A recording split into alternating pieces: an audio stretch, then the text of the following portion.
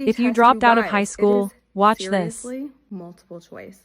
All four tests: the science test, the social studies test, the math test, and the English test. It's literally reading out of a paragraph, looking at the question, and going back to the paragraph and finding the answer. If you can do that, you can pass the GED test. The only part of the test that is not multiple choice and part of the English test. Full transparency, I'm not ashamed of anything. I forgot to throw in there, I only completed the 9th grade, dropped out of school in the very beginning of 10th grade, and then didn't go get my GED until 10 years later. I didn't study at all for the GED test. I just wanted to go and see where your girl was at. So I failed math and I failed the English writing part. What'd your girl do? Did I give up? I went home and I knew what I needed to study for with math, which it was a lot of geometry, by the way. Whatever, your girl's a little special. I'm not great at math. Went home, studied for 2 weeks, went and retook the math test, passed it. Barely, but I still passed the English written part. I went home and I researched how to properly write an essay. As soon as I saw it, light bulb came on. Duh, I probably learned that crap in like 3rd or 4th grade.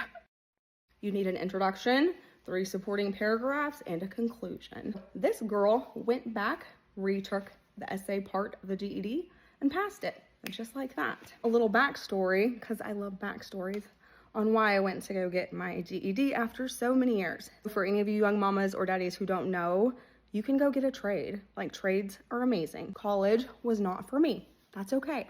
I don't want to take that time away from my kids, the time that it takes to study to go to nursing school. I became a CNA because you only have to have your 8th grade education. That's in the state of Texas. I don't know how that works in other states. I was working in a nursing home and I ran into this amazing CNA who worked for hospice, and she was like, girl, come apply. And so I did. And I called her whenever I got to the part on the application where it says, do you have a GED or high school diploma? So I called my friend and I was like, Ruth, what do I do? And she was like, girl, just put down that you got your dang GED. She was like, in the state of Texas, all you have to have is an equivalency of an 8th grade education. So who cares? Just lie. And I did. And then anyone who knows Jessica knows that she's not good at lying. So I ate at my conscience and I went to my boss 2 weeks after getting hired at my company, went and closed the door, and I went and sat down and I was like, look, I'm going to tell you something and you're probably going to want to fire me because I lied. She was like, what? And I told her that I didn't have my GED, and she busted out laughing.